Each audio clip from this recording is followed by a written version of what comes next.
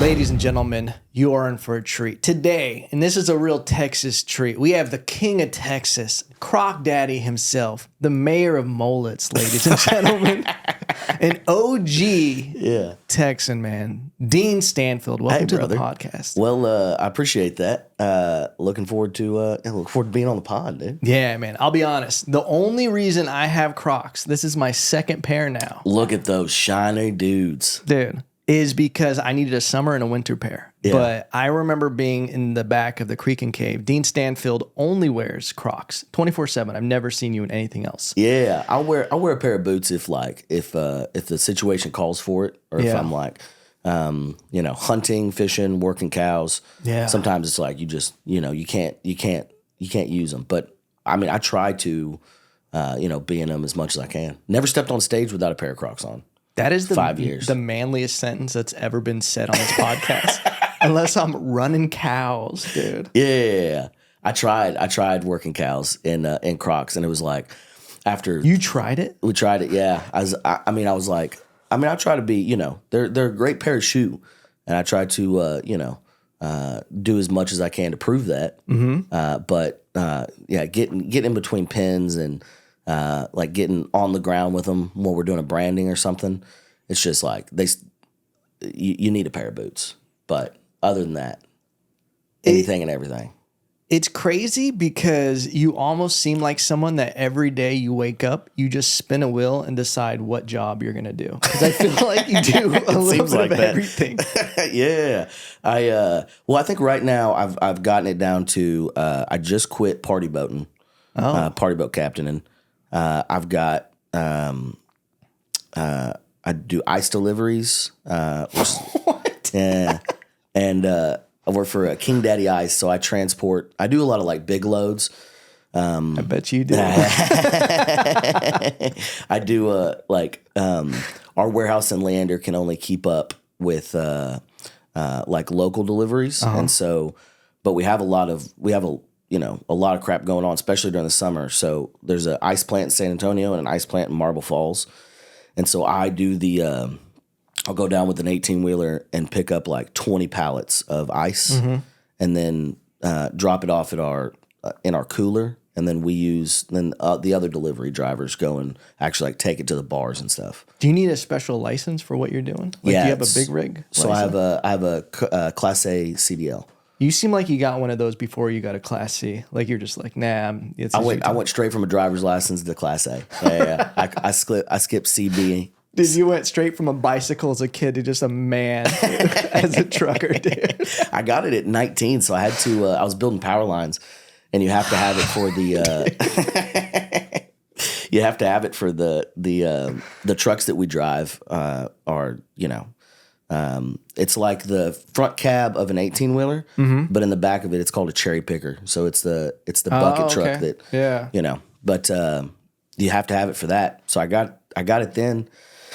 And then I would do like, if I needed like extra money, I would go do like hay hauling jobs or transport jobs like randomly. Yeah. And then when I started doing stand-up, I started doing working for the racing team where I transport the cars. Yeah. And that's in an 18-wheeler. Is that NASCAR? No, so it's an underleague team. Okay. So we were in WRL, which is World Racing League. Okay. And that's like a bunch of different cars, all in different heats and classes, and they run like 8-hour, 12-hour, 16-hour, and 124-hour. Yeah. Race throughout the year. And then they were also in the Porsche Sprint Challenge, which is Porsche's just league of racing. So it's like they get a bunch of rich doctors, and they're in $500,000 Porsches. They're just out there racing. But we get to race on the same tracks as NASCAR. So like Daytona, Road America, Sonoma, all of those tracks when there's not NASCAR going on. That's how they keep money, coming in and going. So right now, how many jobs do you currently have? 4. So ice delivery, I do water delivery, which just in case the ice melts. Yeah, hey, listen, it's Texas. What is it? My boss says you don't have to sell ice to an Eskimo if you live in Texas. Yeah. If it melts, put it in a bottle. But So that's for Music Water and Rambler. Okay. And then the racing teams, and then stand up. Man, have you always been someone with a job where you're just like, I got to make money somehow? Yeah. Like, well, I mean, for 8 years I was building power lines. So it was like, and that I was making, close to or over 100 a year. Woo. Since I was 21. Ugh. So you've been a man since you were a baby. I never had a choice, dude. Yeah. Yeah. Get up and start doing it. Man. But yeah, I mean, like I've got to work. I have to have like the structure of a job to keep my, sanity. Yeah. And then it's like with stand up, nobody, I can't build power lines because it was getting in the way of comedy. That's why I left. Yeah. And then, if I don't have, I live a bougie lifestyle, and so I need money. Curl cream ain't cheap. And so what ain't cheap? Curl cream. What is that? For my hair. Oh, curl cream. Curl cream. Curl cream ain't cheap. And so, yeah, I like having fun, and I like doing something that is fun. That's why like Party Boat Captain was great for a little while, but that's too stressful. Yeah. Bachelorette parties and I liked doing it when it was like a family, and then they're not trying to, go out there and get hammered and do illicit drugs and trying to keep people alive, I've had some dudes do mushrooms while I was on the boat, and they like took them before they got there, and everything was fine. They looked like they were just smoking pot. Some of them were. Yeah. And then you get out there, and then they just started like wigging. Oh man. There's nothing worse than seeing a dude start tripping out on a drug that you don't know what they're doing and you don't know that person. Yeah. So I'm like, I don't know if this is just normal or is he just, does he always rock back and forth with his headphones on? Yeah, dude. He's just listening to Eminem, just contemplating life. One dude got in the water and it was just like, couldn't get back on the boat. And like the stairs for the pontoon boat are like, it's like a ladder that you open up and drop down in the water. But it definitely, like, as the waves are coming, it's definitely like some people drunk. Like, I've had to, like, there was one lady that she was kind of hefty, and she was getting up and just could not get on the boat. And everybody else is hammered and kept helping her and falling in. Yeah. And then I was like, go down there and like, try to get her like halfway on the boat and then roll her over and drag her back on the boat. And it's like, then you get a $25 tip, and it's like, come on. Dude, I saved your life. I saved your life. This is what your life is worth, $25. 20, okay. I would think highly of yourself. Damn. More than that. So if you have that job, you have to do like first aid CPR, or they're just like, well whatever happens, happens. That was the sketchy part about the job is like, there's not really, it's better if you get your license. Mm-hmm. But your license takes a lot of money and a lot of time. And so if you're in the state of Texas, if you're carrying under 14 passengers, you don't technically have to have it. Mm. And I've been driving boats all my life, and so when I got the job, the guy was just like, literally, got it from a comedy show. And the guy was like, dude, you'd make a pretty good party boat captain. You should look into it. And I was like, all right, well, what is and he was like, well, just come down, drive the boat, see how you feel. And then he was like, you get full access to the boat whenever there's not a charter. And so literally I just had like 6 boats that I could just, if I got up in the morning, friends were wanting to go do something, like, hey, let's, like I roll out free gas. Free gas? Free gas. You don't have to pay for anything. And then when you do a charter, you get like $250 guaranteed. Yeah. And then if they tip on top of that, which sometimes I did some parties where like people paid me, $300-$400. Oh, and they're like doing stuff like, hey, we want to go to the bar and just like do some shots real quick and then get back, because you can't bring like bottles of stuff, glass bottles on the lake. And so people still do, but yeah. And then stuff like that, get a good tip. But it's just, it was extremely stressful. Draining lifestyle. Draining, yeah. And trying to do that, being on the water for 6 hours and then coming in and trying to do a show. Yeah. Just like dealing with people and, So I let go of that one. Do you have any kind of routines, like before you do a show? Are you going through your notes? Are you like running through your bits? Or are you someone who goes on stage and you're like, this is what I want to talk to you guys about today. I have like a constant running set in my head. Yeah. Where I'm like, I know these jokes. I know the order. I sit down and write the order out. But a lot of my like pre-shows happens like during the day. So I just think about it like during the day. I think, okay. This joke, this joke, this joke. I'll run them through my head. And then when I get there, I do like to just like sit behind the stage and listen to the crowd, what the comedian's doing and like where they're at. And then, yeah, like right before I go on stage, I used to listen to music and then just get in my head and kind of think about the bits a little bit. But the more I think about them, the more I like stress myself out. Oh. And so I like to have that like, quiet or just be with the audience before I go out there. Yeah. Dean was on the LMFAOF OFTV special. Yeah. That was a great time. Dude, honestly, I had a blast. It was very stressful. But leading up to it, we made it fun. Yeah. And then it was good to see it packed out. Yeah. And then can you imagine if we did that for 7 people? Oh. Just like a Creek open mic. And then it's like, they're paying us. That's what the other one they did. Seemingly there wasn't like nearly as many people. I think they got like 50 people in there. Okay. And it comes out pretty soon. But yeah, I know those comedians were just like, oh, we wish we had y'all's night. Yeah. Well, Tough titty. So you said you've been racing boats or driving boats since you were a kid. What was your childhood like? Where were you born? Let's fucking go. So I was born. Try and make it as quick as I can. So my dad and mom went to college at Sol Ross, which is in Alpine, West Texas. Okay. My dad was going there for an animal science degree, and he was working on the ranches out there, and he was cowboying. Okay. So he was on the collegiate team, bull riding, and then he was doing a professional circuit with the PRCA, and like traveling around and doing that. And I was an baby, so and mom, decided to keep me. Yeah, Thanks, shout out mom. My dad was he was stoked about the deal. Yeah. He said he was really excited. And so they decided, it wasn't working between them. Yeah. And my mom, trying to decide how much I want to talk. So my dad got caught for hauling marijuana when he was in high school. Senior in high school. And you guys have always been entrepreneurs. Yeah, we have. The Stanfields have always been trying to make some money wherever we can.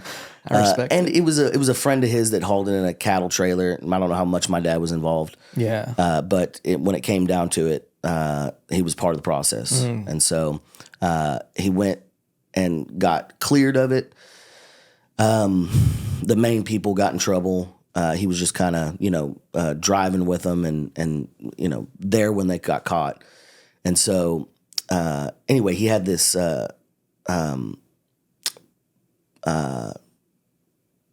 do you have to do when you have to go back and check in with them? Parole officer? A parole officer. And he went to college. He was supposed to come check back in like every 6 months, 3 to 6 months, and make phone calls and check in. He wasn't doing that. And then I was born. He had a lot of stress going on. Yeah. You forget. And then he got pulled over, and they ran his card, saw that he was, under. So they took him back. And then my mom's just like out there with me. Yeah. And then she was like, she knew my grandpa had a vet clinic in Georgetown. So she drove up and was like, hey, you want to meet your grandson? Wow. And then my grandpa was like, oh, this is new information. Yeah. So he helped her out, and we stuck around Georgetown for a while. My dad got out. It was like a year, 6 months to a year. Yeah. And then he got out and then opened up he's a farrier, so he shoes horses around Central Texas area. He what? Shoes horses. Oh, so okay. puts the shoes on horses. And ended up just, we stuck around Central Texas for a while between my mom and my dad. And I got caught with snuff in high school. And they realized my dad was faking an address so I could go to Georgetown. because it's like a better school system. Yeah. And so we decided after that that I should live with my grandpa in South Texas. And so went down to South Texas, and then soon as I graduated, I got out of there, started building power lines, and and look back. But that was the flash drive of Dean Stanfield of the childhood. It's like I feel like you are like an authentic Texan, and you are like the epitome of what Texas is. Like, well, I appreciate everything that's amazing about it. Me as an outsider, I try to just pay homage and respect to the people that made Texas great, and it's such an amazing place to live. Especially coming from California, where it is like an insane place to live now. Yeah. But it's awesome out here. How do you fight the heat out here? How do you deal with it? You got to get in it. Yeah? Yeah, I think everybody wants to boost up your AC inside and then go to places that there's AC. I think it's better, we try to keep the house at, 75 to, 75 to 80, somewhere around there. We try to keep it in it. Because if you're just going constantly hot, cold, that's where it gets you. That's where it gets you. So you got to go out there and, do stuff in it, figure out where to be in the shade. And then once it gets past 102, then it's like you just can't be in it. Yeah. You gotta you can't let it get to you, you know. Just get out there and find a body of water to be in. Yeah. But then it's like you can't just be perusing in bodies of water for 3 months, Yeah. At some point, if you want to live here, it's just you got to dance with the devil. You got to dance with the devil a little bit, You got to get out there in it. And I think, and I don't have my truck. The AC went out, and it just gets miserable. Sometimes it's gonna be hot, you know, in it. But I think it's it's getting rid of anybody that doesn't really want to be here. Yeah. I can imagine all those people that came down during either the winter or the spring, and they're from Wisconsin, and then they get here and they're just it's different. This is different. They'll test you, But you gotta, that's the name of the game, If you want to live in Texas, you're gonna be a little hot and uncomfortable. You gotta earn it eventually. Yeah. You can't hide inside all the time. Can't. It's not the way to do it. I mean, I guess if you feel like that's the way, but you're just going to be inside for 3 months. Yeah. So I always think about because I have that book. I forgot what it's called. It's the one about the Comanches out here. The Empire of the Summer Moon. Yeah. And I think about those times in the Texas heat where they just had to live. They were so tough, dude. Well, I think their bodies were just your body does get used to it, Yeah. AC wasn't invented until and primarily used until the 60s. Yeah, 70s is when people really started getting AC, and so even my grandpa grew up without AC.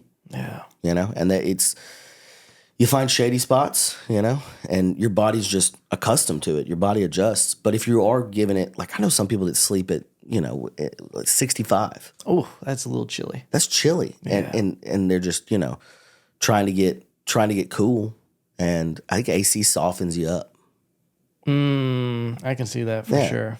And they had tons of different ways to get away from the heat, but that had to be. It did have to suck. Do you think every generation just gets a little bit softer than the previous? Yeah. I feel like it'd be pretty hard to even replicate the previous generation's struggle. Yeah. I mean, we have the comforts, and then once you get it, there's no going back.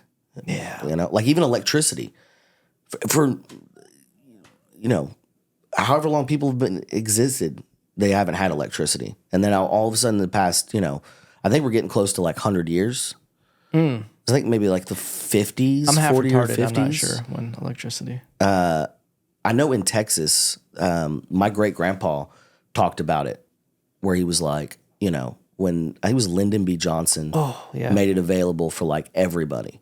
And he was this is going to kill a lot of farmers, ranchers, having the lights on. And now you owe this guy for this thing that is great, but you have a refrigerator, a washing machine, all of these things that make your life easier. But, now you're in debt. and you know, I don't know. It's definitely, I don't know how to, you know, toughen people up, but it seems like, didn't that like happen with the Roman civilization?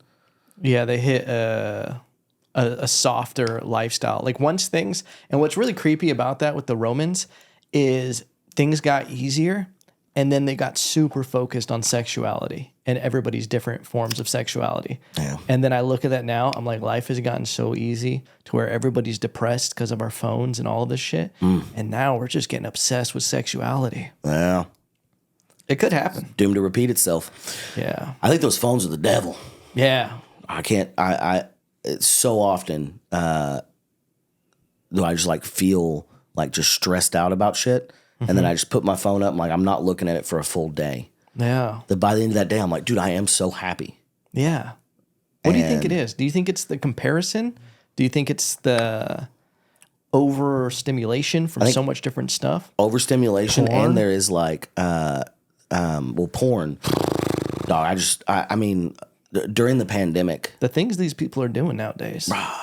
It's not natural. it's not natural, and it's like, dude, just looking at that kind of stuff, it's bad for your brain. It's Yeah. like poison, Yeah. and we know it. And then, you know, people still do it. Yeah. And then like, I don't know how much we talk about it, but like Get into it, dog. the OnlyFans thing is I had to really, it all came so fast. And then as it's known to do, Story of my life, dog.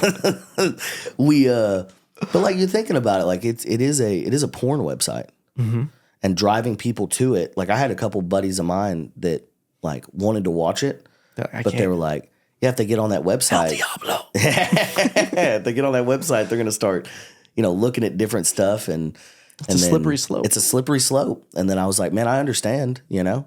And then hopefully I can get like, you know, get the tape and then send it to them so they can watch it, you know, without it. But then the point of the OnlyFans thing is to get them to come to the channel. Yeah. So like, but then I figured that what their goal is there, they said, is to like make more wholesome content. Then I'm like, all right, well, if that's the case, you know. Yeah. What's nice is to watch the actual episode. They just have to go to oftv.com. Like it's not exactly connected. Yeah.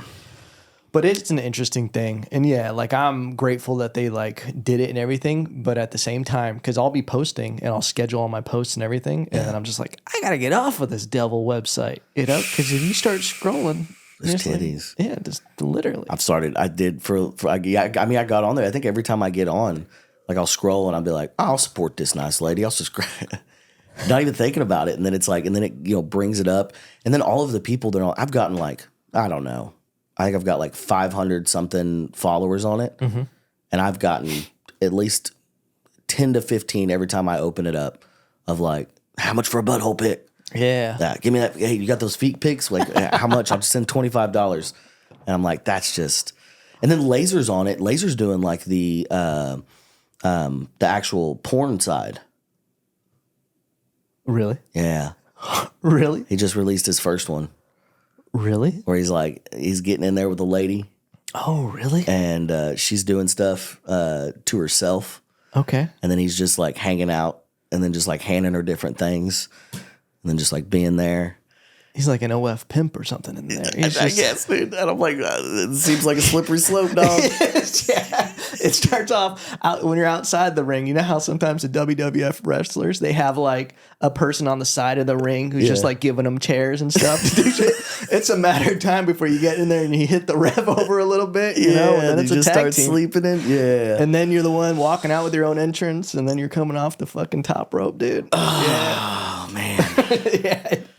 It is. And that's why I like when people DM weird shit and ask for stuff. I'm like, I can't even entertain it. You can't entertain it. You can't entertain it. Because if you dip your toe, but I don't really want to dip my toe at all. I don't need the $25, dog. Exactly. You know? Yeah. Yeah, dude, it's wild. But yeah, I also think the phone is the devil. I've been having some weird shit happen where, so I deleted Instagram off my phone. Really? I deleted TikTok, and I was just using it. TikTok's dangerous too. It is, dude. I noticed it in the deer blind when I was with, my country friends, and we were for the weekend during deer season, and like from you get in the blind at like 5 o'clock in the morning before the sun comes up, and you have like an hour and a half maybe before the sun comes up, and then the feeder goes off, and you're waiting for stuff to pass by. That's such a great sound when the feeder. It's amazing. It's like an alarm. So I usually get in there and I'll drift off, and then like the feeder goes off, and you like wake up and you're like, oh shit. And you start seeing them creep before the sun comes out. And they're starting to... You look at shadows and you're like, what is this? Is that a deer? You're like a branch. There's so many times that I've like, you try to see if there's antlers on it. You're just getting your peepers on. You blink and then look away and then look back. And then it's like, oh, it's turned now. That's a deer. And then you wait, and then it's just a tree. But I watched, and for like the hour and a half before the sun came up, he was just like constantly just, flipping to new videos. And then the sun came up. He looked for like an hour, and then immediately like just went back to scrolling his phone. And I was like, dude, what are you doing, man? Like, we're here. Yeah. Like, let's just be in, and you can't really like talk a whole lot. Yeah. But it's supposed to be, so a good part of hunting is just disconnect and then just like look at nature for, 4 hours and then try to kill one of them. Yeah. Lucky the blind that I go to, there's usually not cell service in the blind. So you can't even text. You can't look at an article, nothing. And you're just sitting there and you're just staring. And you get in touch with that. It really is such a peaceful thing. Man. It is, man. And that's like you're robbing yourself of that when you're doing the the TikToking. But I'm like, man, if it's got these guys, like we're screwed. Yeah, you really see it when it's someone else. When you're watching someone with you and you're trying to be present and you're seeing them not able to be there. Yeah. Because you don't realize it with yourself. Like I'll be leaning over the counter like this and my neck hurts. And then I'm like, oh, I was just here like some weird creature for 20 minutes, just mindlessly looking at nothing. Learned nothing. Nothing was accomplished, but you get dopamine. Yeah. I think that's the thing that they're zeroing in on is it does give you dopamine. It's like a little hamster drinking from a water bottle, but you're just getting like soda out of it, and it's just making you feel more sick. Dude, it's crazy. But it's like that's the hard part with comedy is like I deleted my TikTok, and what I will do is because I've got a following on there, and so every once in a while I'll like get on, post a video, post a flyer for the upcoming thing, upgrade my bio, and then delete it again. And then I thought that was the answer for a little while, but then you're like, it makes me feel bad because I'm like, am I feeding into this? Somebody wasting another, You're the one pouring the soda into the hamster bottle, dude. And that's rough. That's rough. I think if you're contributing stuff that's actually, I think stand-up is probably better than a lot of stuff that people are consuming. But it's also like a dumb. I mean, it's also dumb. It is also dumb. We're not helping people. I don't think so, dude. You try to reason and you try to think about it. Stand up in person, I think, is helping people. I'm not like a savior. We're like, I'm doing the Lord's work. But it's like people do get completely in the moment, makes them feel good. Yeah. They can relate if you say bring some real together shit. a crowd, and you just genuinely you without your phone, you're having a good time, having a human connection. I think that's healthy. Yeah, but if they're just consuming it and they're getting it might not be as healthy. So what's the solution, Dean? What do we do? I don't know. I think that eventually it's going to get to the point where people start realizing it and start coming out to live shows. Yeah. And I think the reason comedy, I reason it is, it might be like one of the last forms of entertainment that is truly live. Yeah. And it's not, music, comedy, and like theater, like live theater. Yeah. Are the last things that you can do and come have like a genuine human connection. Yeah. But I don't know, man. I think we've Pandora's box had been opened by, whatever his name was, Steve Jobs, the iPhone. Yeah. And then I don't know how you put it back in.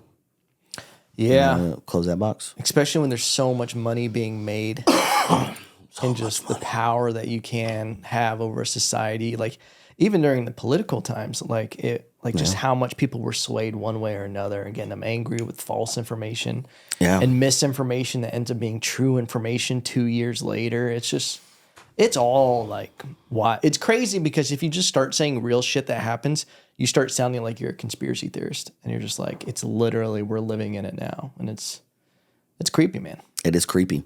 It's real creepy. Yeah. That's why, honestly, the dream is just to get a big enough property, have some chickens, and just disconnect, be peaceful, and just not have to deal with the internet side of it. But, Yeah, I don't think it's going away. I think we just have fun with the time we've got left. Yeah. Well, then that just seems like giving up. Yeah. But then these self-driving cars, I fucking hate those. You seen those downtown? No. Dog. There's no one driving? No one driving. There's about 15 to 20 of them that they're trying out on like a trial basis. They're hauling people. Like if you need to drive somewhere like an Uber, they'll drive you. They food deliveries.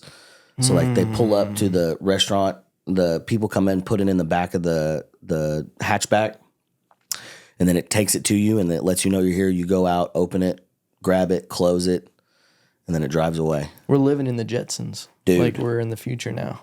Like a shitty version of the Jetsons. Yeah, dude. We don't have any of that cool shit that they had, but we have. In the Jetsons, they had like family values and like we're all, everybody was still happy. Now, it's like that's what's crazy. Rocket boots. Yeah, dude. If you brought a phone to someone in the past and you were like, this has the answer to every question you could ever have, to be like, you're a wizard. But instead, we're all just jacking off and like just all the bottom level dopamine responses rather than for. And I think that TikTok, like it does make like somebody else is deciding what everybody gets to see. Mm-hmm. And it's promoting like even watch like the dumb dance videos. Yeah. And then people see that and they go, oh, this is a way to like have people see me. And then that's what they start focusing it on. That's what they get good at. And then they get good at it. And it's like, this doesn't translate to anything. Yeah. Really. Besides the phone. Isn't it crazy? They're like, what did you do with your life? And the person's just like, they just do this little dance. What did you have of substance? Nothing. Yeah. But you hope the pendulum swings and people realize it and then start going like, hey, you can use this tool. It is a good tool. Yeah. But we're using it for the wrong reasons, Yeah. Maybe we're just like that bridge generation, like the ones who thought like there was doctors who used to tell parents to like smoke cigarettes and blow them in their kids' ears for earaches. They would like say that was good for them. And so like that generation had to realize that it wasn't good for the next one to be like, I probably shouldn't do that. So hopefully these kids coming up realize that you got to go outside every now and then. Have you talked to kids? I try to make it a point to not talk to kids that often. No, it gets real depressing just looking at kids nowadays. But, they could, at some point, they've got to realize it's not, I think it's starting to happen. There's starting to be people that are like, I mean, you're not fulfilled. You're depressed. Yeah. Is there a reason? Maybe it's the phone and then leaving the phone away for a little while. So on your days off, how do you spend your days off? What do you do when you're like, you don't have a show? Yeah. You don't have a job. What are you doing? What's a day look like for Dean? I try to find somebody and go do something fun. Like what? Like yesterday we went to Barton Springs. Oh, nice. Went and swum around with Kyle, my main man. I'm trying to think about, just call somebody and go do something. Yeah. So you're not like a stay home, watch some movies on your day off? I can't. No. I start getting antsy. Yeah. I start getting depressed. I'm like, I gotta get out of here. Yeah. I gotta go do something with my life. I'm wasting it. I don't have many days left. I think I do so much that it is hard to relax and shut down. But I think just trying to go out and make sure I haven't wasted the day. I love chess. Really? I've been getting real into chess. Just going to a place and phone chess, in-person chess, chess. Really? Yeah. So like I know the Creek's got a board. a lot of downtown like coffee shops have boards. Now, are you just sitting there and waiting for a stranger to come along? Sometimes. Oh, that's like a movie. Yeah, I was waiting cool. I was waiting for a comic to come, and I had set it up and everything was set. I was waiting, and the comic wasn't, still wasn't there, and I was like caught in traffic or something. And a dude walked up. He was like, "Play a game?" I was like, "Come on." And we sat there for like maybe the 30 minutes till he got there, playing just game after game after game. It was really fun. Chess is one of those where I always tell myself I want to learn how to play to be smart. Because I saw that the Queen's Gambit, I think it was that show. Yeah. I think they're just born with that kind of, hers was trauma, right? Yeah. That like I got a little bit of that. I think I could pull into that a little bit. For sure. Yeah. I don't know if... Doesn't that suck that some trauma doesn't equate to crazy talent? You just don't trust people. Yeah, that's all it is. Like some people just end up with drinking problems rather than being the best chess player in the world. Just not enough drive, dude. Not enough drive. I like it because it is like a I don't know, reasoning and like what happens if I do this, what happens if I do this, taking risks. Mm-hmm. I like taking risks. So it's fun. And then, I don't see it like in the autistic way. Mm-hmm. Where you're like, I'm thinking like 5 moves ahead or 20 moves ahead, Yeah. I'm thinking like 5 moves ahead. I'm going to get to that position and then see where we're at. Yeah. And then those skills are so good because that's like the equivalent of doing crossword puzzles and just things that are like keeping you sharp. So make your brain work. Make your brain work. Make your brain work. My brain's having a hard time. So I've got a little crawfish up there just doing his best. Some people have a hamster wheel. Mine's a crawfish. Like, oh, man. Yeah. That translates with stand-up because I even was working on that this morning. I'll like have bits and when you start, I don't know if I've started to really try to dive into more personal material. Yeah. Where like, because I've done a couple sets at the mothership now for the open mic. Uh-huh. And first time I did it, I did a set where I was like, these jokes work. This gets the most laughs per moment, or per minute, blah, blah, blah. And I'm like, I can do really well with this joke. It's got a lot of laughs, but I was like, after, Adam Egan told me like, good set, but I didn't get the ask back. And then I was like, I didn't do any jokes that really were about me that much. Yeah, I have show like, personality, show. I was like, I have witty Austin stuff and like some stuff about like being Puerto Rican and white, but I was like, there's nothing really there. And then the next set I did another set at the mothership the next weekend. Yeah. Did a whole completely different set. Got to talk to Adam after everything. And he was like, yeah, it was great. You're doing the right things, blah, blah, blah. And then I'm like, I need to start. Because everybody who I feel like does really well with stand-up they're different. They start really diving into something that is their thing. And so like, I haven't figured out completely how to make some things that are sad. Like, do you know how there's stuff that happens that you're like, this could be funny, but I don't know how to make it funny yet? And you're there talking about it. But you see almost in the crowd people looking sad for you rather than like it's funny. Yeah. And I'm like, how do I cross this?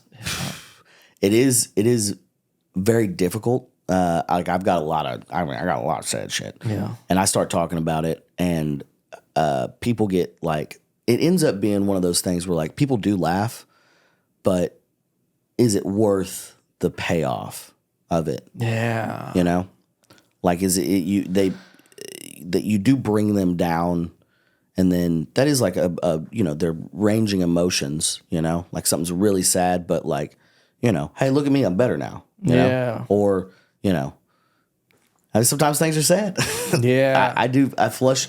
I don't ever do it like on like a, serious show, but like on a lot of Wednesdays and Thursdays when I'm hosting, which is a weird way to host, to like bring up really sad shit. But, and it sometimes it doesn't work, and the crowd's just like, I'm just like, all right, guys, that turns out that one was just sad. Yeah, I think I've heard you say that. And then I'm just like, all right, well, I guessed wrong on that one. And then, the next comic, hey, look, he's going to be funny. Yeah. Maybe, Yeah. But that's the thing I was like referring to chess is like, you have to do that, like thinking moves ahead. And then like this part of the joke works, then this one got sad. So I'm like, I got to remove that completely and find a funny way to say it. Yeah, man. I think that's why I like stand-up so much is because you can take stuff that normally wouldn't be funny. Yeah. And then you can find a way to make it funny. That's the that's the goal. But there's some things that are just like, I mean, you just guess wrong, you flush it out and I don't know if I heard someone already say this, but it feels like stuff that is too emotional for you to even make funny yet. Like if something's coming off sad, it's because you haven't processed it completely yet. Yeah, so it's almost like palpable to the crowd that you're not completely good with this yet. Yeah. So it's like, and then that could could just be the crying on stage. And then or your maybe your brain. I think for my brain, it definitely sometimes you go, oh, this is you don't realize you're over it yet, and it is very sad, and you're like your trauma comes. Like my way to get over things is laugh about it. Yeah. And then, you think like, oh, this is funny to me. Mm-hmm. You're like, oh, is it funny? Or was I just saying it was funny so I could get over it? Oh, it's almost you're trying to shoehorn it through being processed by being like, it's funny. It's funny, right? Yeah. Hey, party on. Yeah. I definitely, and I think that's why some people are naturally comedians is because like laughing and making things funny was just like a coping mechanism. Yeah, 100%. Because I'll even have like discussions with my wife and she's like, she's a Cancer, with like her horoscope. So she's super into her feelings. But she won't realize that I'm being serious about something if something bothered me because I make everything a joke. And she's like, I don't know. And I'm just like, and even if we get into the real stuff, she's like, can you stop trying to make this funny? And I'm just like, I can't say it. I can't. This is the way that yeah. This is my problem with a lot of women that I've dated is that I think like I do a general consensus after I have a breakup. And I try to be like, all right, so what was, You talk to them after an exit interview? For my next employer. Just take 10 minutes. It won't take long. You give them dial tone options. Press 5 for most satisfied. 1 if needs work. A 1? Okay. Let's take another 1. But yeah, but I think that, the problem most women have are like, yeah, you make a joke out of everything. You don't know how to be serious. And then, some for a little while, some women didn't like the drinking. Oh. Yeah. They couldn't handle it. Neither could I. Maybe that's an interesting topic. I quit drinking really? In January. And it was to just be healthier. Yeah. I was like, you're not going to be healthier. Yeah. And then like a month in, I was like, oh, that was a problem. Once you were already clean for a little bit? Yeah. And I don't know, like my dad's, my dad, my grandpa, going back, further, great grandpa, everybody's always, always drank, and there was definitely like a few months that I was like, okay, well, maybe I should really think about stopping for a little while. Yeah. And so what has it been, 6 months now? That's awesome. And I've done had a couple weekends of drinking. Mm-hmm. Where like, you're in an open mic or not open mic, but a show, and people afterwards are like, like, oh, have a drink with us. I'm like, oh, I'll have a couple drinks. Yeah. And then after the weekend, I'm like, all right, well, and then I'm gonna go another 3 or 4 months. Yeah. But looking back, like I had some. I don't know. Used to be get real hammered all the time, and like all the blackout stories that I have. Ugh, like trying to do those on stage, and then it's just like, oh, I was just a drunk asshole. Yeah, and it's fun while it's happening, but you look back. I don't know why I brought that up. No, I think that's great, and it's true, man. Like I don't really drink anymore. I'll have a beer randomly, but like actually getting drunk, like, cause I used drinking for years. I don't know if I was never like an alcoholic, but like I would just go too far with it where I was just like, I would black out. I wasn't like there was either like I was going to be a really fun drunk or I was going to get drunk and like all this trauma and rage was going to come out that no one realized. They're like, why is Evan breaking a table? Like, Like, why does Evan just turn into Hulk and is just taking out all this stuff? And it was just like, it's crazy because you don't realize it when you're young. So, like, I had a brother die when I was, like, 15. Oof. And, like, just kept it all in. And then it would just come out with drinking and everything. And then people would be like, dude, why is Evan, like, insane? And it was just, like, it was the only, like, out thing I had, you know? It was crazy. Yeah. Yeah, anyway, your trauma, what's going on with that? We came in today, I was like, oh, buddy. I know. But I just wanted to tell you that just so you know. Everybody's got their dark shit, and I think for sure. And I think it's like even the culture of like stand up. It's like you're around people that are coming out to drink and laugh. Yeah, like everybody comes into a comedy club. Like a lot of places have like a 2-drink minimum. It's a wild thing. Yeah, I mean it's like an insurance of them making money. That's true. You know, because if people are coming in. Luckily the creek has like food, so you can do food. Yeah. And the creek doesn't have a 2-drink minimum, but other places do. Yeah. Like Cap City does. A lot of comedy clubs it's like primary. But it's an environment that almost like pushes you to like drink, and it's almost like a lifestyle where people like it. I don't know. I think for me, at least, just not drinking. I think it's a slippery slope for anybody who just like has struggled with anything. That it's just here's an ability to mask it, and I think almost like phones and everything are another version of that. Because we're all, whenever you have troubles or anything, you're always just looking for that dopamine hit. You want some kind of escapism. Yeah, and I think that's what the phone is for a lot of people. But I think also with the phone, it's created so many problems like anxiety and depression are at like an all-time high. Yeah. And it's like, it's a crazy thing that it's almost like this closed loop of you're not doing anything to make you depressed, but because you're not doing anything, now you're depressed. Yeah. So and then it's like, overwhelming. Because it's like, how do I fix this? And it's, you gotta think like, I don't know. Well, let's just turn it into the saddest podcast. I know, dude. No, we took. Okay, we'll just. Maybe this will be. Maybe this will be better. But I one thing that I do, and I don't know if this is healthy, and I've heard a lot of people do this, and I'm trying to decide if it's like, it is good for you or not. But psilocybin mushrooms. Oh hell yeah, dude! Do you mush around a little bit? I'd be taking a little. Mushrooms, little microdoses. Yeah. I do them now like once a month, and when everything's getting just stressed out and dealing with traveling and life and work, I'll be like, let's just take some mushrooms and walk around. Yeah, and we go out in the neighborhood. Dose, I try to do over 2. Oh wow! Yeah. So like if you do around 4, you're not going outside. For a little while. You're gonna have to like, and they're fun.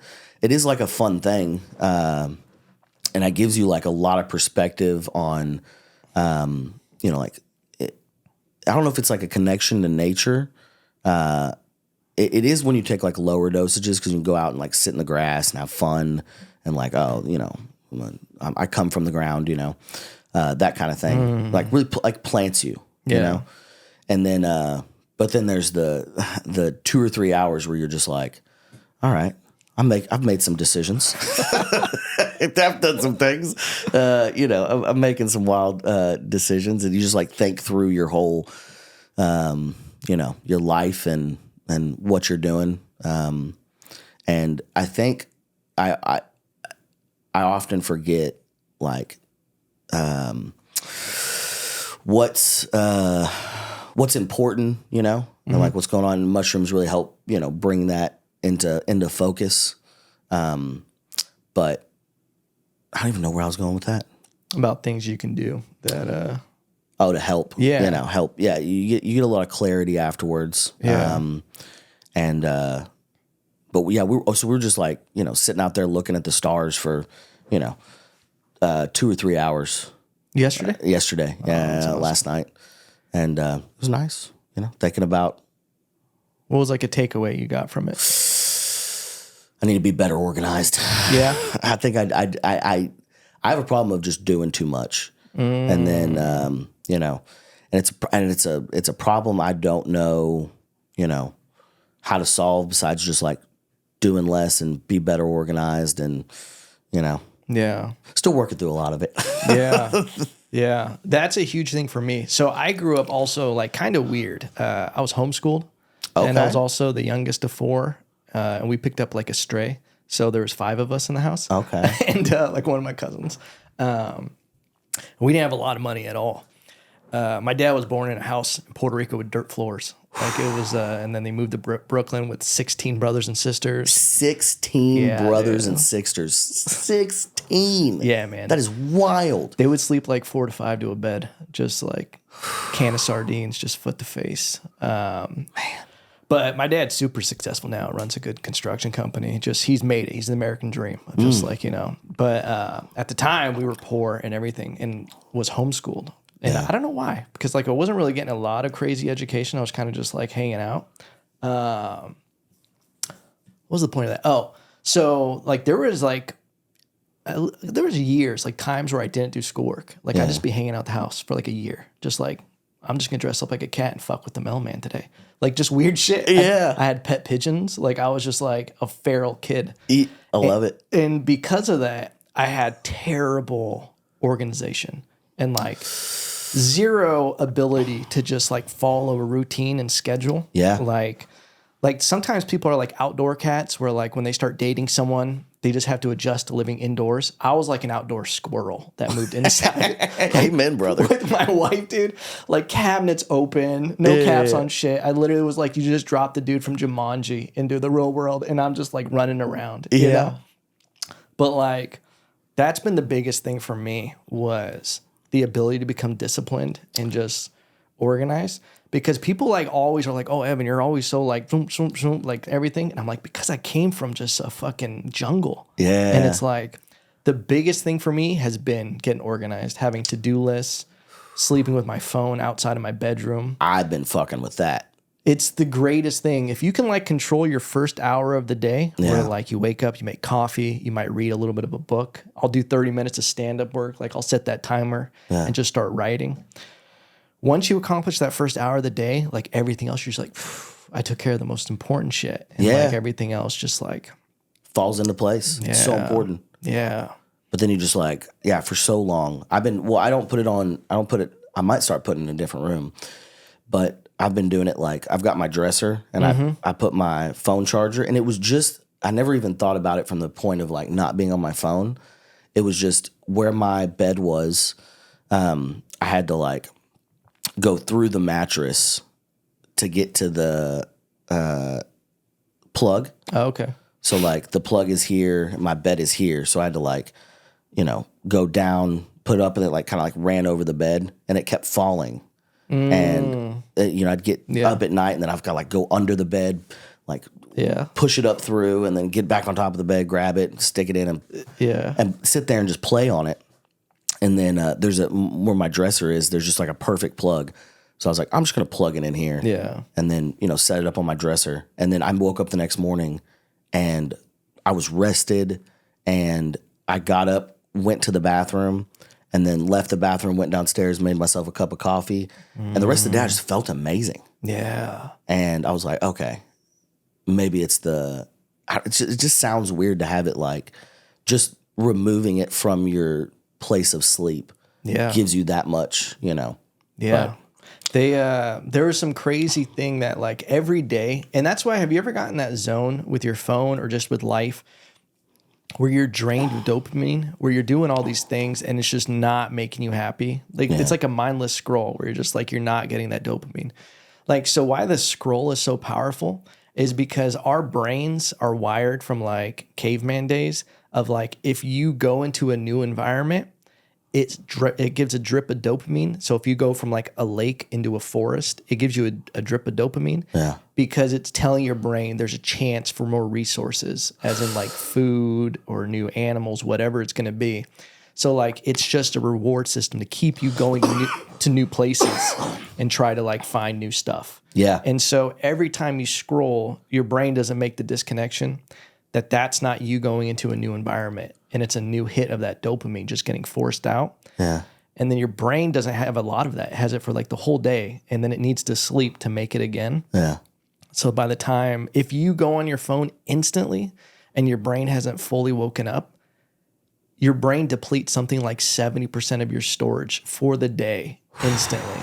So like the people, that's how I first started, was putting it on the dresser. Because I heard that and I was like, dude.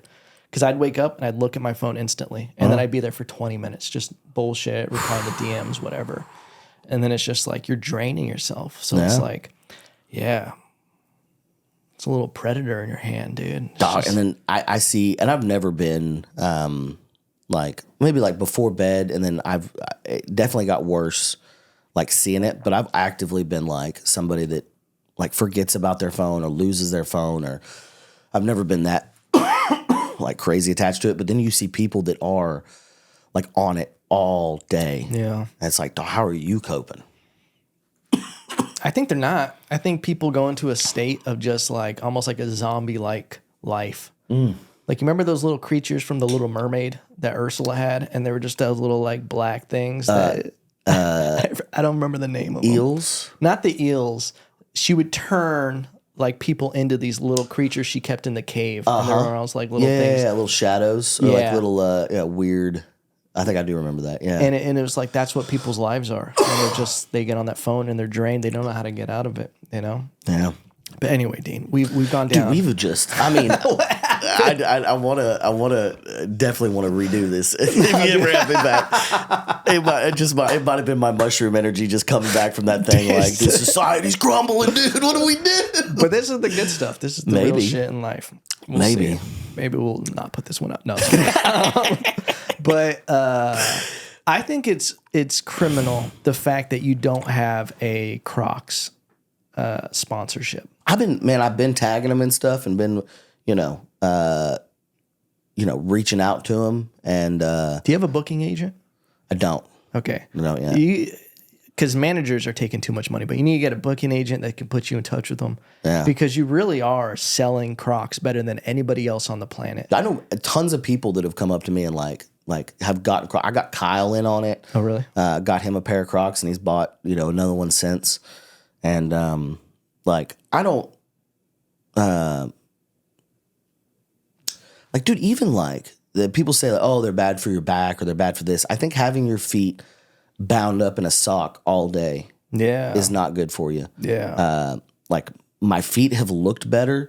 And I even thought about stuff like, back pain and shoulder pain, and like some of that people are like, oh, you have to wear the right shoe to get that. But it's like, I don't think that's necessarily true. The closer you can get to being barefoot, I think the better. Yeah.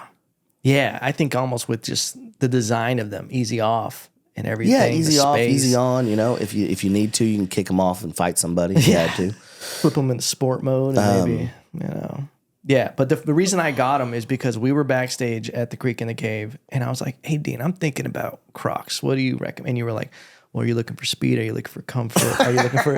And you broke down this list, and you were so passionate about them, where I was like, I'm going on Amazon, and I'm buying Crocs tonight. Hell yeah, dude. And I got... My first pair was the fur. Yeah. And you even told me after you bought them, you were like, maybe that wasn't the best first for pair. The first pair. They're going to get a little sweaty. They're going to get weird. You have to take care of them, a little more maintenance. A little more maintenance on them, and but they are good for like purely a house slipper. Oh, yeah. And you feel like king of the castle. You're walking around. Dude, you're putting your feet in fur. Yeah, man. It's got to be a bougie going out. And then if it's like you're going around the house, maybe going out to check the mail. Mm-hmm. You want to flex on the neighbors? Be like, yeah, these things got fur. Yeah, they do. They do. I'm walking around in a little rabbit skin. And I still have one more pair. They do. I end up just like doing something I shouldn't do in them. And then they get like, gunked up, and you gotta clean them. But that's also what I like about a Croc is, the wash process on them is, as like a shoe, you can't wash a shoe. Yeah. You can, but it's like, these are just, I put them in the sink and fill them up with a little bit of soapy water. Let them sit in there for a little while. Take them out. I got my Croc sponge. I can scrub them down like that, inside, outside, and then set them to dry. That's it. Are you going on dates with Crocs? Yeah. Do you do that to set the precedent? Like, this is my life. Listen, honey, you're gonna have to get used to it at some point. Yeah. But also the amount of dates I'm going on isn't a lot. Yeah. Yeah. I think in the past 6 years, I'm just like, I just don't have a lot of time. And that makes the ladies want you more. Yeah, it does. Yeah. These old broads. And then, my lifestyle, I think I'm just going to get famous and get like a hot Australian wife. Oh, yeah. And then get a ranch in Texas and just put her there. Yeah. Little trophy wife. Little trophy wife, and just be around the house every once in a while. Yeah. Maybe. Women are just frustrated with me. Yeah. They get, You're just a wild horse? I am a stallion. You can't put me in a barn, Feed some hay. You'll feed some hay. Show me some gate. attention every once in a while, but you try to shut that gate. Hop the fence, never see you again. Never see me again.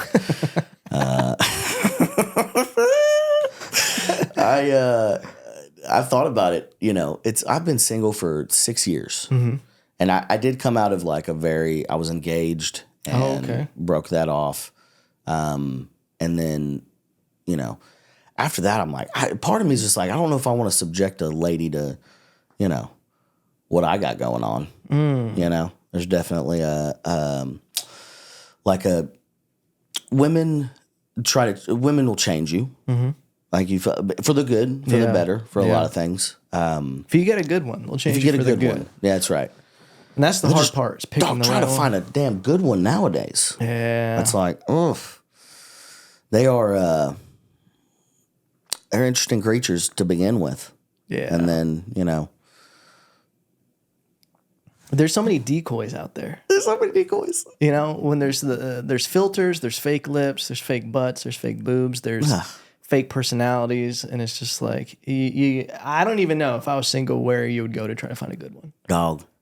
It's out here, and then I'm doing comedy all the time, so like the likelihood of running into a good one is it's one of those things that's just gonna happen. Yeah. I think worrying about it for the first couple years, I was like, I want to be single for a little while. And then after that, I was like, all right, I can start dating. Yeah. And then I was like, oh, man. What do I go to? I'm not going to go to church to find one of these crazy. Yeah, man. And we're at open mics all the time. And then you get the girls that are like infatuated with you because you're a stand-up, Yeah. Or because you make them laugh. And then it's like, I don't think that's healthy. No. Meeting somebody from a show. That's what's also crazy is the position you're in. Like, I got very lucky. So when like my wife and I started dating, I wasn't doing stand-up. I was doing music and stuff and doing videos, and it was like not what it is. Like, and she was there with me when I was living at my parents' still, eating Del Taco, watching movies on a 13-inch computer. Like, I am like, this is like, I know she actually likes me. And it's like, we grew together. But like, there is something crazy where a girl probably becomes infatuated because of what you did on stage. They're like, oh man, look at that. He is this image of you. Yeah. It's like, that's not who you really are. That's like for a moment. And I think for me, like I try to be like who I am up there. Yeah. Is like the same as, real life, but that's also dangerous. Like it's not as maybe healthy. And also, like, we're doing a lot of guesswork here. Yeah. With comedy, there's no like written way to do it. You make decisions, and you're like, you got to stick with them. And then,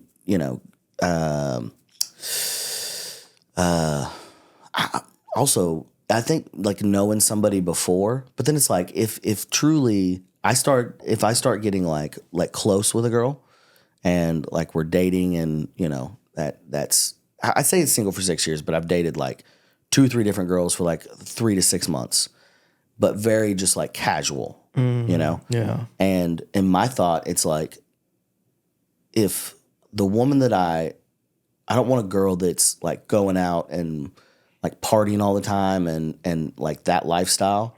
But at the same time, if a girl wants me to like, move towards like building a family and like having a stable job, it's like, if I'm being honest with you, that's not going to happen for, a long while. Yeah. And so, if that's what you want, then you should stop, wasting your time with me. Yeah. Then you feel bad, like, or am I wasting their time? Yeah. Because like this, it's not going to get any easier, supposedly.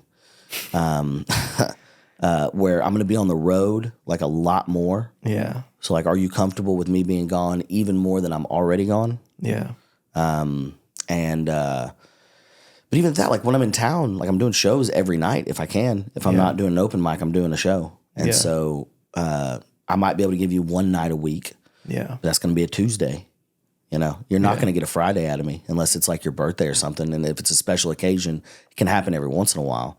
But like I'm not going to give you physically can't give you a Friday or a Saturday or a Thursday or a Wednesday. Yeah. Like it's just not going to happen. So, and then, women stress you out. Mm-hmm. Bring a lot more stress into your life. And then it's like, if it's affecting my comedy, then that's not, that's not going to work. Yeah. There's a future Miss Dean Stanfield out there. What's your middle name? Alan. Dean Allen Stanfield. Yeah. Dude, that's a famous name. That's awesome. Dude, but one thing is true is you definitely are who you are on stage. Like that is completely I think people are going to be every job I had to do. I've also seen a couple people try to be like a kind of a Dean Stanfield character. Really? And I'm like, that's a fucking lean Stanfield over there. That's a lean Stanfield. I like that, dude. That's a Stan Deanfield. Yeah, dude. But just like there really is like people who like they want to get a mullet because it's cool. They're like, oh yeah, a mullet, and then like wear my Crocs, and they're like, I'm that, but like you're really that guy. Like you really are. Yeah, and anytime somebody's like, oh, I'm thinking about getting a mullet, I'm like, okay, yeah, buckle up. Yeah, it ain't for everyone. There's I don't know. I started growing it out because I wanted it when I was a kid, and I had one for a little bit. And my dad was like, it just makes you look white trash, Yeah. And we're not trying to be, And I'm like, I don't think it is. Like if it looks good on you, it looks good on you. Yeah. And it definitely brings it feels like it's me, Yeah. And it's easy to take care of. If it looks unkept, it's a mullet. Yeah. But then if you, really take your time before I leave the house, 10, 15 minutes even, and just get it wet. Just put a little bit of curl cream in it, and it just fucking... Those curls in the back are nice. Dog. They've been peeking at me this whole episode, and man, they're nice. They're just, I just naturally I have curly hair, and so a little bit of product, and it pops. And what was I said last night to Kyle? I was like, I felt bad for him because, I feel like this, but I can't see myself. Mm-hmm. Like every once in a while we'd be talking and he'd look at me and he'd be like, I can't imagine how crazy I look on mushrooms, dude. And he's like, it's all right, man. I can't remember. I don't know if it's going to be funny, but I was at a pool party a few weeks ago in Houston and a bunch of comics and everybody was doing illicit drugs and partying, and I was smoking a little pot, not drinking, and I just it was a pool outside, but everybody's inside listening to music and having fun, and I was like, just the vibe I wasn't on the level that they were at. So like, I'm just gonna go outside, and I went and got in the pool, and then I got to I do this thing where you'll just kind of like let out all your air and then just like float to the bottom and then just like I like looking at the surface of the water. Yeah. It's like very interesting. And then, you just like go back up, and they were looking at me from the inside of the house, and they were like, I would just pop up and breathe and then just like sink down to the bottom. And they're like, is Dean doing good? And they were like, I don't know. He's going through it out there. I was thinking about it. I was like, people can't look at you weird when you're underwater. you know? Yeah. And then the Barton Springs, we were there yesterday, and I would like dive down and like I swim. I love to swim. But, like I'll be swimming around and you know, have you been to Barton Springs? Yeah. So there's like two sides. There's a side you can walk on and a side you can't. Like there's a side you can touch. So I'd go from the side you can touch, just like down and see how far I could get, and then come up for air, and then go down, like, you know, deep, and then try to get to the other side in like 3 breaths. Yeah. And I did it like, I don't know, like 10 times. And Kyle and them were laughing because there's just a bunch of like hippie white people swimming around, and all of a sudden I just like float up to the top, and my hair is just like that, and the mustache comes up, and then go back down. Just a swamp creature out just there. a swamp creature, dude, feeling like it's I'm the best version of myself in the water. And does it make you feel good? Is it just yeah, it's like it's like quiet, you know? And yeah, I don't know. It's an interesting feeling, you know, and you're running out of air, you know? And so there's like a moment where like your body tells you you're out of air. Yeah. But like You have more. you can hold your breath for another 30 seconds or so. Yeah. Probably, maybe. Yeah. You better hope so. They're gonna see if you want to be alive. It was a joke I made about it was like I do like you know, you're going, and I try to go as far as I can without taking that breath. Yeah. And then, you know, there's a moment where you're like, you know, you're down there and you're like, okay, I'm out of air. Yeah. Do I go up to the water? And then you're like, oh yeah, just go up to the water. That's funny. In the sauna, I always, because like for me, sometimes that moment, like even for the OFTV, like filming that, those moments sometimes will give me anxiety where it's just like, I'm like, okay, here we go. Like we're about to do this. Yeah. You know, like before it's like a big set. And I do like these breathings. We'll do like deep breath all the way in, and I'll like let it out through my nose and like just control it and try to stay loose. And then I'll go in the sauna and I'll think about those moments. Yeah. And when I want to leave the sauna, I'll stay in for an extra couple minutes. And it's that feeling where you're super uncomfortable. And it's like, nah, stay in this, control your breathing, and just relax and act like you're about to go on stage for an uncomfortable set. Yeah. And it just like, it gives you like this little bit of like willpower. And it's just like, it makes those moments easier if you put yourself through like a trial of like. And it shows yourself that you can handle it. Yeah. You know, it is not like it's just your body telling you that you can't, you know, but what does it know? Yeah. I'm in charge of the ship. Yeah. You know, I say what happens. Public speaking in itself is a wild thing in reality. Because like, I remember reading where it was like, why people have fear of public speaking is because like caveman days and like tribal days, it was always a sign that you were if you were talking in front of the whole group, it was because you're trying to plead your case of why they shouldn't either like exile you or kill you.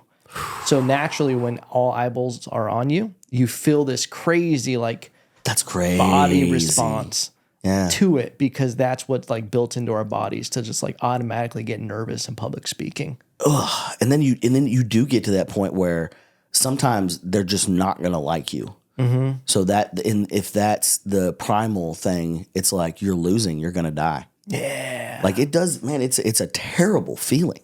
Yeah, and you got to get. They're saying that they're like I heard a lot of comics give the advice of like you are just gonna bomb, and you got to get used to it. I think Spencer says it all the time, where he's like, when we were coming up, because we like came up together.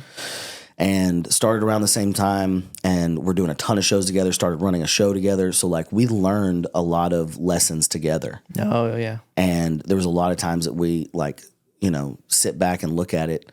And Spencer was like, I want to get so comfortable bombing on stage that it just does not matter to me anymore. Yeah.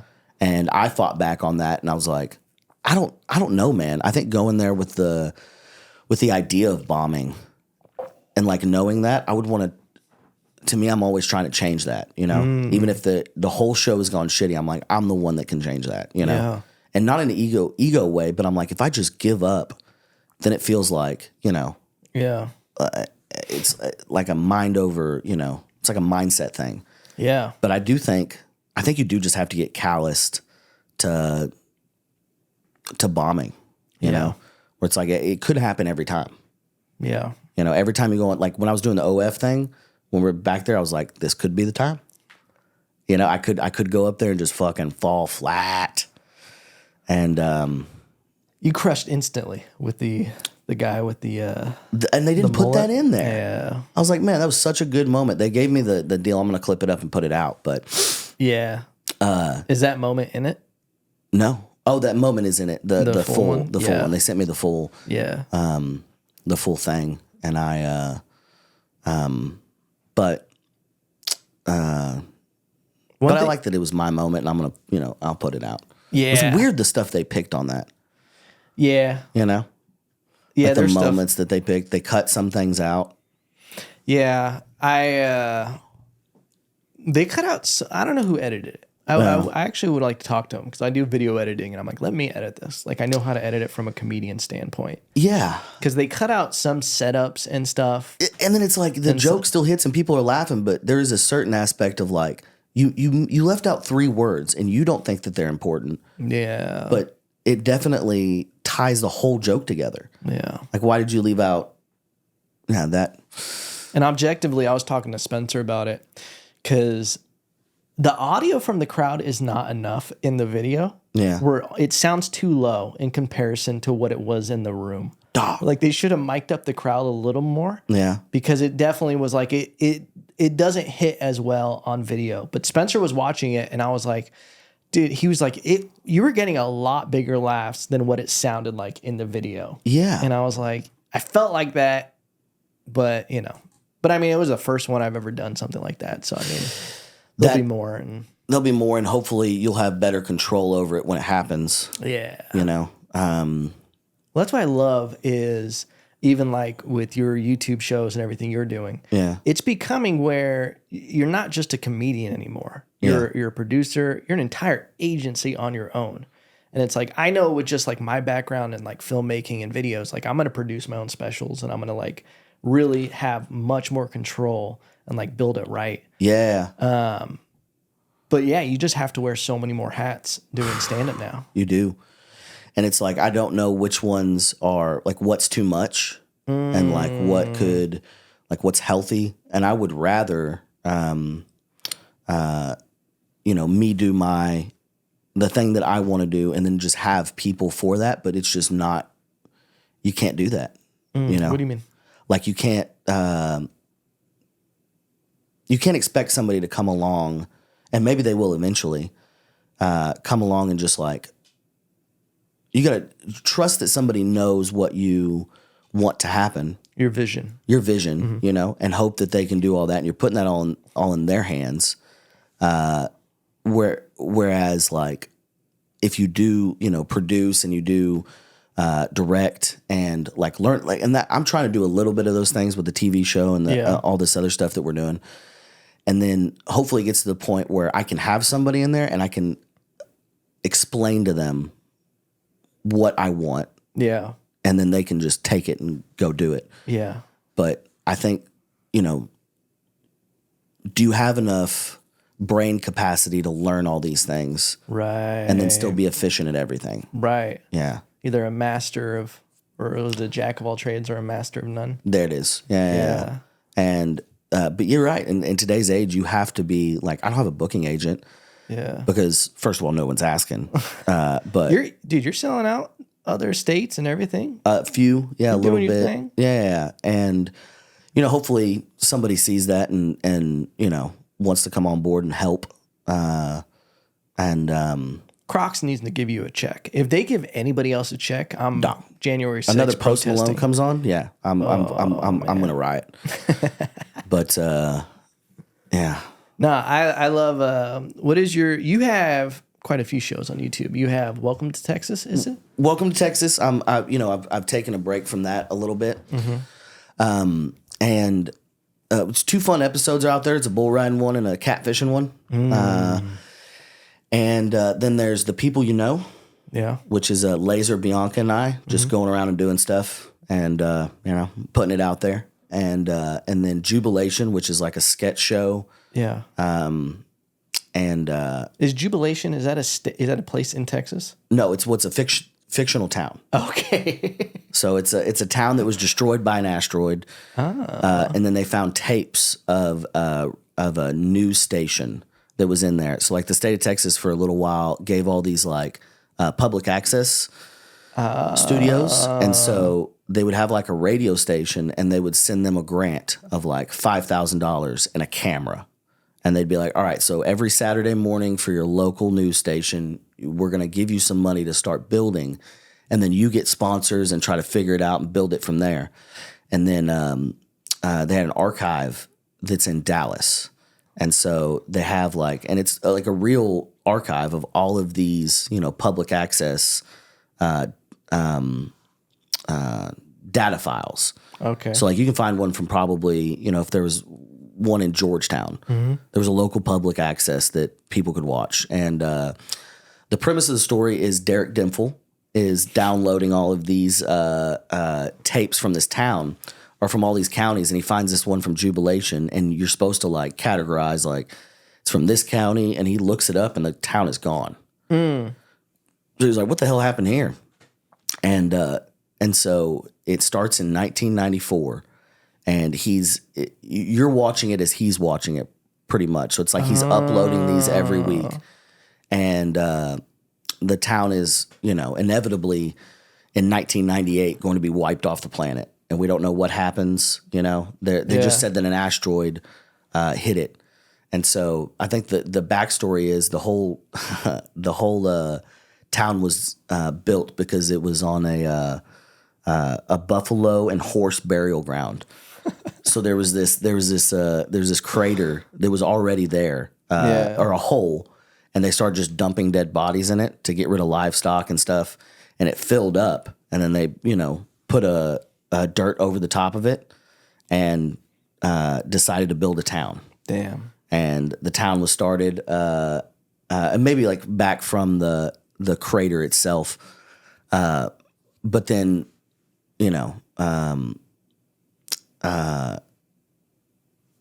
4 years later, it gets hit, and I think, the asteroid gets hit, and the whole thing is built on a pile of, buffalo bones. Yeah. And so it's and they've all decayed and dropped, and then it's just like there's places that are sinking, and they don't know what's going on, and then the asteroid hits and just fucking demolishes everything. Everybody dies. So are the videos of the archive footage, or is it's the news station of the archive footage? So it's just the Saturday morning show of this town. So every week we bring on a guest, for a local comedian. Yeah, Deputy McWilliams Maverick is the local deputy in town. Uncle Laser runs a bar dojo. Yeah, it's Teddy's Bar and Dojo Lounge. Tina Wynn is his is the dojo master. Yeah. And then who else? Deborah Del Rios is Candace Medina. Okay, yeah. And she's like the local lady. Yeah. And she works with like the Girl Scouts, and she works in, a couple different things, voting registration for the town. And so we're just like picking different comics to come on and be somebody that would be in this town. Yeah. And then we're just like, we have the general arc of what's going to happen, and we got to get there, by every Saturday. We give a little bit more information. And then eventually we want to get to the point where we're like doing act outs, like, or shooting scenes of like what happens after the episode. Yeah. Like after the Saturday morning airs, like we're going into town and doing something. Yeah. That's cool. It was just a pure mess around. But I really enjoy it, and I think this last episode is episode 6 or episode 5, and it's a lot of fun. Okay. And we'll link it in the podcast. Let people get it checked out. Yeah. Dean Stanfield, thank you for doing the podcast. Buddy, it was it was something. It was sad. No. A lot. Thank you for having me on for sure. Yeah, for sure, man. And hopefully next time there'll be some, we'll look at both of them and be like, oh, yeah. No, I think it was great. Honestly, I think when people get into real shit, it's the best stuff in podcasts. What are we going to do? Sit here and just make topical jokes about current events the entire time? Maybe. We would just try to go viral with a clip, or we want to give these kids something to really dig their teeth into. Get away from them damn phones and do something important with your life. Amen, brother. Check out all the Dean stuff at, what are you on social media? Dean Stanfield on Instagram. OF, you can find me at the Duke of Mullets. Yeah. YouTube, Dean Stanfield Comedy, and then Lone Star Archives for the Jubilation show. Or type in Jubilation episode 5. Awesome. Ladies and gentlemen, Dean, thank you for doing this. Brother, I'm a Croc Tap. Croc Tap. We love you guys.